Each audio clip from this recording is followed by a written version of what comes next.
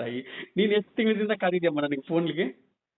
ನಾನು 3-4 ತಿಂಗಳಿಂದ ಕಾದಿದ್ದು ಗುರುಜಿ. 3-4 ತಿಂಗಳಿಂದ ನನ್ನ ಲೈನ್ ಬರೇ ಕರೆ ಮಾಡಿ ಬರೇ ಬಿಜಿ ಸಿಗ್ತಾ ಇತ್ತು. ಎಷ್ಟು ಕಾಲ್ಗಳು ನನಗೆ ನೆನಪಿಲ್ಲ ಗುರುಜಿ, ಎಷ್ಟು ಕಾಲ್ಗಳು ಮಾಡ್ಬಿಟ್ಟಿದೀನೋ ಗೊತ್ತಿಲ್ಲ ಗುರುಜಿ. ಹೌದೇನಮ್ಮ?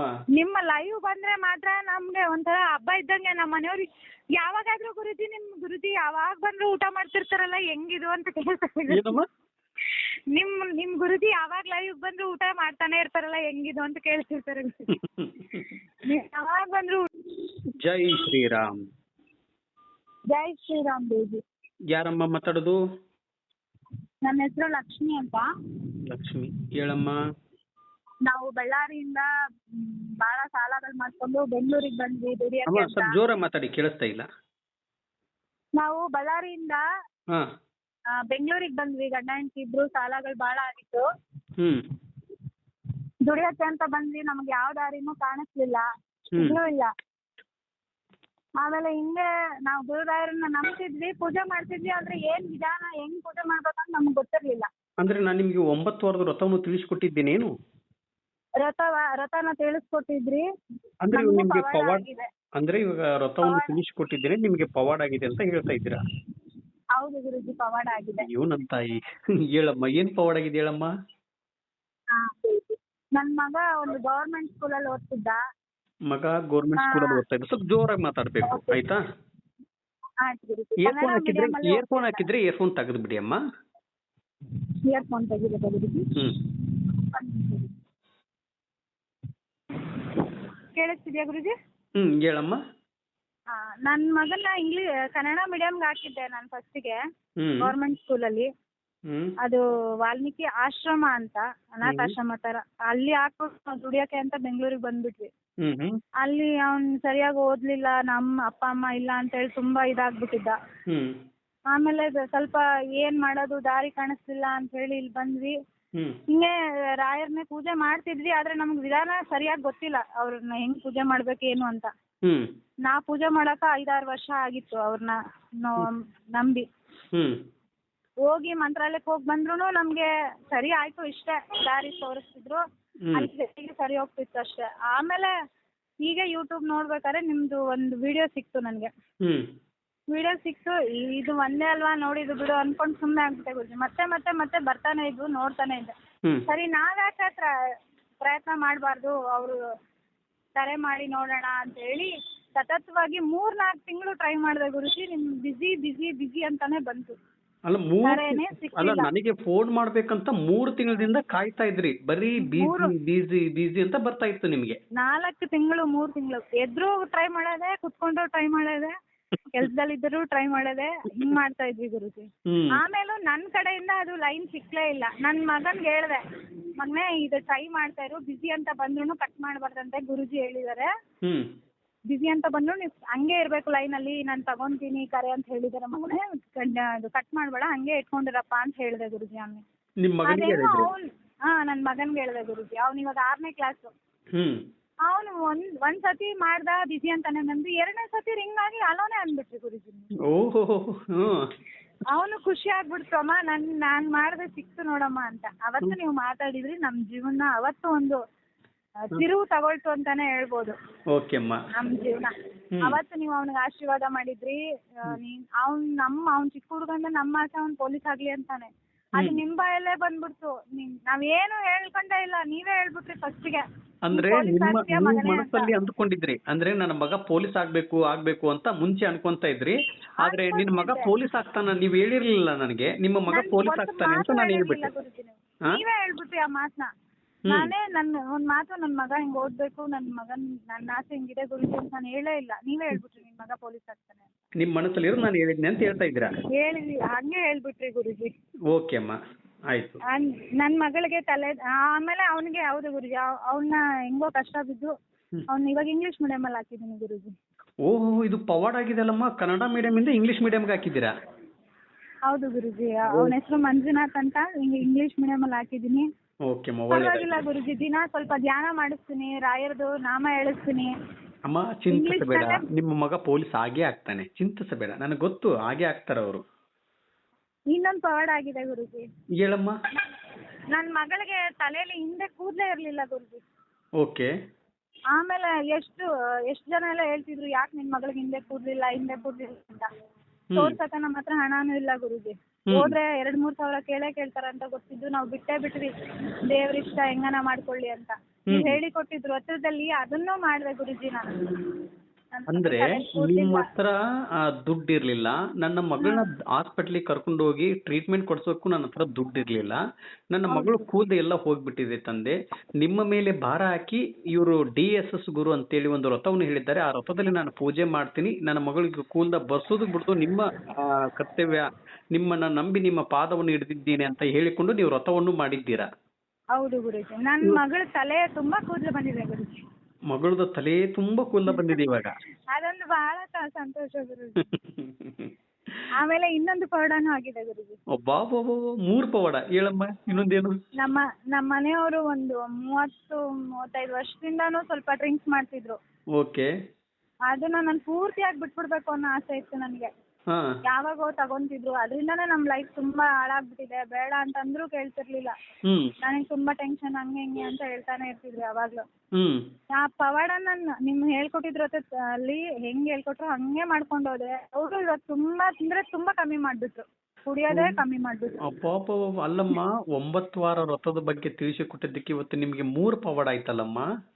ಹೌದು ಗುರುಜಿ. ಅವ್ರಿಗೆ ಹೇಳ್ದೆ ನಾನು, ಇಲ್ಲ ಇದೆಲ್ಲ ನಾನ್ ಮಾಡಿದ್ದಲ್ಲ, ನನ್ ಗುರುಜಿ ಹೇಳ್ಕೊಟ್ಟಿದ್ರು ವ್ರತದಿಂದ ನಾನ್ ಮಾಡಿದ್ದಕ್ಕೆ ಇದೆಲ್ಲ ಒಳ್ಳೇದಾಗಿದ್ದು. ನನ್ಗೆ ನಿನ್ ಕೈಲಿ ಆಗೋದಿಲ್ಲ ಇನ್ಮೇಲೆ ಕುಡಿಯೋಕೂನು, ಆ ದೇವ್ರನ್ನ ನಂಬಿ ಬಿಟ್ಬಿಡು ಅಂತ ಹೇಳಿದೀನಿ ಗುರುಜಿ. ಅವ್ರು ಅದು ನಾಮಲೇಖನ ಬರಿಬೇಕು ಒಂದು ಅಂತ ವಿಚಾರದಲ್ಲಿ 30 ವರ್ಷದಿಂದ ನಿಮ್ಮ ಯಜಮಾನರು ಕುಡಿಯುವಂತ ವ್ಯಕ್ತಿ ಇವತ್ತು ಫುಲ್ ನಿಲ್ಸಿದ್ದಾರೆ ಅಂದ್ರೆ ಇದು ರಾಯರ ಪವಾಡ. 30 ವರ್ಷದಿಂದ ಅಷ್ಟು ಕುಡುಕಾಗಿದ್ರು, ಇವತ್ತು ಕುಡಿಯೋದನ್ನೇ ಬಿಡಿಸಿದ್ದಾರೆ ಅಂದ್ರೆ ಮಹಾನ್ ಗುರುಗಳು. ಇದೇ ರಾಯರ ಪವಾಡ. ಇವಾಗ ಇನ್ನೊಂದು ಪವಾಡನೇ ಹೇಳ್ಬೇಕು ಗುರುಜಿ. ಬಾಬಾ 4 ಪವಾಡ. ಇನ್ನು ಇಲ್ಲ ಗುರುಜಿ. ಅದು ಮೊನ್ನೆ ಒಬ್ರು ಕಾಲ್ ಮಾಡಿ ನಿಮ್ಗೆ 11 ಅಕ್ಕಿ ಚೀಲ ಕೊಡ್ತೀನಿ, ಅವ್ರು ಕಾಲ್ ಸಿಕ್ಕರೆ ಅಂತ ಹೇಳಿದ್ರಲ್ಲ ಗುರುಜಿ. ಏನಮ್ಮ? ಒಬ್ರು ಅಣ್ಣ ಅವ್ರು ಕಾಲ್ ಮಾಡಿ ನಿಮ್ ಕಾಲ್ ಸಿಕ್ಕಿದ್ರೆ 11 ಅಕ್ಕಿ ಚೀಲ ಕೊಡಿಸ್ತೀನಿ ಮಠಕ್ಕೆ ಅಂತ ಹೇಳಿದ್ರಲ್ಲ ಗುರುಜಿ. ಹೌದಮ್ಮ. ಅದನ್ನ ನಾನ್ ಕೇಳ್ಬೇಕಾರೆ ನಾನ್ ಹಿಂಗೆ ಹೇಳ್ದೆ ಗುರುಜಿ, ನಾನ್ ಬಡವಳು, 11 ಚೀಲ ನನ್ ಕೈಲಿ ಕೊಡ್ಸಕ್ಕಾಗಲ್ಲ ರಾಯರೇ, ನಾನು ಒಂದೇ 1 ಚೀಲ ಅಕ್ಕಿ ಕೊಡಿಸ್ತೀನಿ, ರಾಯರದು ಲೈನ್ ಸಿಕ್ಬೇಕು ಅಂತ ಹೇಳಿದೆ ಗುರುಜಿ. ನಿಮ್ ಲೈನ್ ಸಿಕ್ತು ಗುರುಜಿ. ಈಗ್ಲೂ ಅನ್ಕೊಂಡೇ ಬಂದೆ ಗುರುಜಿ, ಮನೆ ಕೆಲಸ ಮಾಡ್ತಿದ್ದೆ ಅಲ್ಲಿ. ಒಂದು ವಿಚಾರದಲ್ಲಿ ಏನಮ್ಮ ನೀವು ಇರ್ಲಿ ಒಳ್ಳೇದದು, ಯಾಕಂದ್ರೆ ನಿಮ್ಮಲ್ಲಿ ರಾಯರು ಇಷ್ಟಪಟ್ಟಿದ್ದಾರೆ. ಯಾಕಂದ್ರೆ ರಾಯರಿಗೆ ಇಷ್ಟ ಅಲ್ಲದು, ಯಾಕಂದ್ರೆ ಅದನ್ನ ಮತ್ತೆ ರಾಯರು ಊಟ ಮಾಡಲ್ಲ, ನೀವು ಅಕ್ಕೆ ಮೂಟೆ ಕೊಡ್ಸೋದನ್ನ ಮತ್ತೆ ನಾವು ಭಕ್ತರೇ ನಾವೇ ಪ್ರಸಾದವನ್ನು ಸ್ವೀಕರಿಸ್ಕೊಂಡ್ ಬರ್ತೀವಿ, ಅದು ಒಳ್ಳೇದು.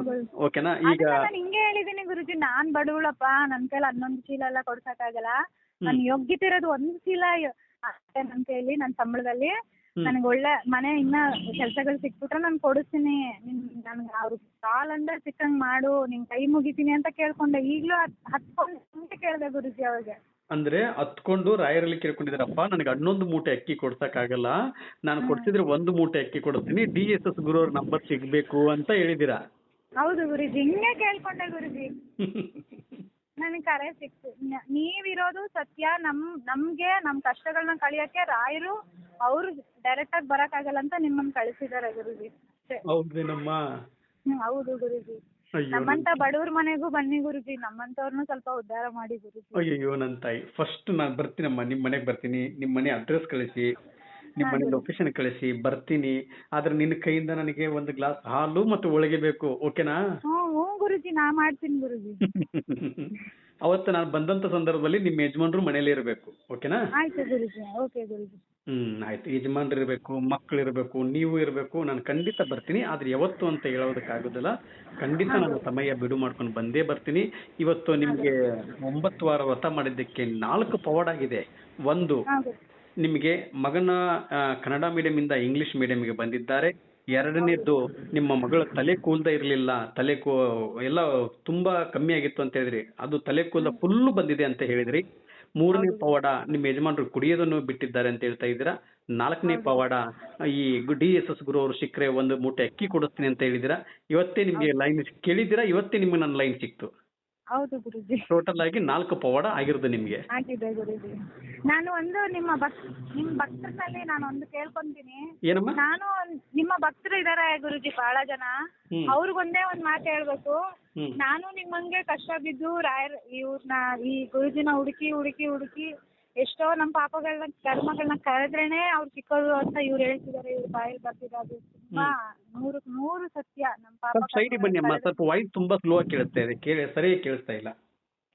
ನಮ್ಮ ಪಾಪ ಕರ್ಮಗಳನ್ನ ಕಳೆದ್ರೆ ಮಾತ್ರನೇ ನಿಮ್ ಕರೆ ಸಿಗೋದು ಅಂತ ನೀವ್ ಹೇಳಿದ್ರಿ. ಅದಕ್ 100% ಸತ್ಯ ಗುರುಜಿ. ಹೌದೇನಮ್ಮ? ಹೌದು ಗುರುಜಿ. ಎಷ್ಟೋ ಜನ ಇನ್ನೂ ಅಳ್ತಿದಾರೆ ನಿಮ್ ಕರೆ ಸಿಕ್ಕಿಲ್ಲ ಅಂತ. ಅವ್ರಿಗೆಲ್ಲರಿಗೂ ನೀವು ಧೈರ್ಯ ಹೇಳಿ. ಈ ಮುಖಾಂತರ ನಾನ್ ಹೇಳ್ತೀನಿ, ಅವ್ರು ದಯವಿಟ್ಟು ಅಣ್ಣ ತಮ್ಮ ಅಕ್ಕ ತಂಗಿ ಯಾರೇ ಇದ್ರು ಕುಗ್ಬೇಡ್ರಿ. ಇವತ್ತಲ್ಲ ನಾಳೆ ಗುರುಜಿ ಸಿಗ್ತಾರೆ. ನನ್ನಂಗೆ ನಾನು ಎಷ್ಟು ಮನೆ ಕೆಲಸ ಮಾಡ್ಕೊಂಡು ಬದುಕ್ತಿರೋಳು, ನನ್ನ ಕಷ್ಟಗಳೇ ತೀರುತ್ತೆ ಅಂದ್ರೆ ಎಷ್ಟು ನಿಮ್ಮಂತವ್ರ ಕಷ್ಟ ತೀರಲ್ವಾ ಅಂತ ಕೇಳ್ಕೊಂತೀನಿ ಗುರುಜಿ. ಅಯ್ಯೋ ನನ್ನ ತಾಯಿ, ನೀನ್ ಎಷ್ಟು ತಿಂಗಳಿಂದ ಕಾದಿದ್ಯಮ್ಮ ನನಗೆ ಫೋನ್ಗೆ? ನಾನು 3-4 ತಿಂಗಳಿಂದ ಕಾದಿದ್ದು ಗುರುಜಿ. 3-4 ತಿಂಗಳಿಂದ ನನ್ನ ಲೈನ್ ಬರೇ ಕರೆ ಮಾಡಿ ಬರೇ ಬಿಜಿ ಸಿಗ್ತಾ ಇತ್ತು. ಎಷ್ಟು ಕಾಲ್ಗಳು ನನಗೆ ನೆನಪಿಲ್ಲ ಗುರುಜಿ. ಎಷ್ಟು ಕಾಲ್ಗಳು ಮಾಡ್ಬಿಟ್ಟಿದೀನೋ ಗೊತ್ತಿಲ್ಲ ಗುರುಜಿ. ಹೌದೇನಮ್ಮ? ನಿಮ್ಮ ಲೈವ್ ಬಂದ್ರೆ ಮಾತ್ರ ನಮ್ಗೆ ಒಂಥರ ಹಬ್ಬ ಇದ್ದಂಗೆ. ನಮ್ಮ ಮನೆಯವ್ರಿಗೆ ಯಾವಾಗಾದ್ರೂ ಗುರುಜಿ ಯಾವಾಗ ಬಂದ್ರು ಊಟ ಮಾಡ್ತಿರ್ತಾರಲ್ಲ ಹೆಂಗಿದು ಅಂತ ಕೇಳ್ತಾರೆ. ನಿಮ್ ಗುರುಜಿ ಯಾವಾಗ ಲೈವ್ ಬಂದ್ರು ಊಟ ಮಾಡ್ತಾನೆ ಇರ್ತಾರಲ್ಲ ಹೆಂಗಿದು ಅಂತ ಕೇಳ್ತಿರ್ತಾರೆ. ನೀವ್ ಯಾವಾಗ ಬಂದ್ರು ಊಟ ಮಾಡ್ಬೇಕಾದ್ರೆ ಲೈವ್ ಬರ್ತಿರಲ್ಲ ಗುರುಜಿ. ಹೌದಮ್ಮ. ಅದನ್ನ ನೋಡಕ್ಕೆ ನಮ್ಗೊಂದು ಖುಷಿ. ನೀವು ಇವಾಗ ಲೈವ್ ಬರ್ತಿಲ್ಲ ಗುರುಜಿ, ನಾವ್ ಏನೋ ಕಳ್ಕೊಂಡ್ಬಿಟ್ಟಿದೀವಿ ಗುರುಜಿ. ದಯವಿಟ್ಟು ಬನ್ನಿ ಗುರುಜಿ ಲೈವ್ಗೆ. ಆಯ್ತಮ್ಮ, ಲೈವ್ಗೆ ಇನ್ನು ನಾಳೆಯಿಂದ ಬರ್ತೀನಮ್ಮ. ಆದ್ರೆ ಇವತ್ತೇ ಬರ್ತೀನಿ, ಇವತ್ತು ಸಂಜೆಯಿಂದಾನೆ ಬರ್ತೀನಿ. ಇಲ್ಲಾಂದ್ರೆ ನಾಳೆ ನಾಡಿದ್ದು 2 ದಿನದಲ್ಲಿ ಬಂದ್ಬಿಡ್ತೀನಮ್ಮ. ನೋಡಿಲ್ಲ ಅಂದ್ರೆ ನಮ್ಗೆ ಏನೋ ಕಳ್ಕೊಂಡಂಗ್, ನಮ್ಮ ಅಮ್ಮನೇ ನಮ್ ಜೊತೆ ಇಲ್ಲ ಅನ್ನೋ ಅಷ್ಟು ಫೀಲಿಂಗ್ ಆಗುತ್ತೆ ಗುರುಜಿ ನಮ್ಗೆ. ಅಯ್ಯೋ ನನ್ನ ತಾಯಿ, ನಾನ್ ಲೈವ್ ಬರ್ಲಿಲ್ಲ ಅಂದ್ರೆ ಆ ಕಡದಲ್ಲಿ ತಿಳ್ಕೊಂತೀರೇನಮ್ಮ? ಹ್ಞೂ ಗುರುಜಿ. ಈಗ ನಮ್ಮ ಅಮ್ಮ ನಮ್ ತಾಯಿ ಇಲ್ಲ ಗುರುಜಿ, ತೀರ್ಕೊಂಡಿದ್ದಾರೆ. ಅವ್ರೇ ನಿಮ್ಮನ್ನ ಅವ್ರನ್ನ ಮುಖಾಂತರ ನೋಡ್ತೀವಿ. ನಮ್ ಪ್ರತಿ ಕಷ್ಟಗಳನ್ನು ಹಿಂಗೆ ಗುರುಜಿ ಅಂತ ಹೇಳ್ಕೊಂಡಿರ್ತೀವಿ. ನೀವ್ ಬಂದಿಲ್ಲ ಅಂದ್ರೆ ಒಂದಿನ ಅಮ್ಮನ್ ನೋಡಿಲ್ಲಲ್ಲ ಅನ್ನೋಂಗ್ ಆಗುತ್ತೆ ಗುರುಜಿ. ಅಯ್ಯೋ ನನ್ನ ತಾಯಿ, ಖಂಡಿತಮ್ಮ ಒಳ್ಳೇದಾಗ್ಲಿ, ಚಿಂತಿಸಬೇಡಿ. ನಿಮ್ಮ ಮಗ ಪೊಲೀಸ್ ಆಗ್ತಾನೆ. ಮಗನ ಹೆಸರೇನಮ್ಮ? ಮಂಜುನಾಥ ಗುರುಜಿ. ಮಂಜುನಾಥ್ ಪೊಲೀಸ್ ಇನ್ಸ್ಪೆಕ್ಟರ್ ಆಗ್ತಾರಮ್ಮ. ಓಕೆನಾ? ಆಯ್ತು ಗುರುಜಿ. ಇನ್ಸ್ಪೆಕ್ಟರ್ ಆಗ್ತಾರೆ. ಖಂಡಿತ ನೀವು ರಾಯರನ್ನ ನಂಬಿದ್ದೀರಾ, ರಾಯರನ್ನ ನಂಬಿ ಪೂಜೆ ಮಾಡ್ತಾ ಇರಿ. ಇನ್ನೂ ಹೆಚ್ಚಿನ ರೀತಿಯಾಗಿ ನಿಮಗೆ ಒಳ್ಳೇದಾಗ್ಲಿ ಅಂತೇಳಿ ಗುರು ರಾಘವೇಂದ್ರ ಸ್ವಾಮಿಯವರ ಪಾದವನ್ನು ಹಿಡಿದು ನಾನು ಕೇಳ್ತಾ ಇದ್ದೀನಿ. ಪೂಜ್ಯಾಯ ರಾಘವೇಂದ್ರಾಯ ಸತ್ಯ ಧರ್ಮರಥಾಯ ಚ ಭಜತಾಂ ಕಲ್ಪವೃಕ್ಷಾಯ ನಮತಾಂ ಕಾಮಧೇನುವೆ. ರಾಯರಿದ್ದಾರೆ. ಜೈ ಶ್ರೀರಾಮ್. ಜೈ ಶ್ರೀರಾಮ್. ವಿಡಿಯೋ ನೋಡುವಂತವ್ರು ಯಾರು ಸುಮ್ಮನೆ ಆಗಬೇಡಿ. ರಾಯರಿದ್ದಾರೆ ಅಂತ ಕಮೆಂಟ್ ಮಾಡಿ, ಜೈ ಶ್ರೀರಾಮ್ ಅಂತ ಕಮೆಂಟ್ ಮಾಡಿ, ಇನ್ನೊಂದು 4 ಜನಕ್ಕೆ ಶೇರ್ ಮಾಡಿ. ಎಲ್ಲರಿಗೂ ಒಳ್ಳೇದಾಗ್ಲಿ ಅಂತ ಅನ್ನೋದೇ ನಮ್ಮ ಆಸೆ.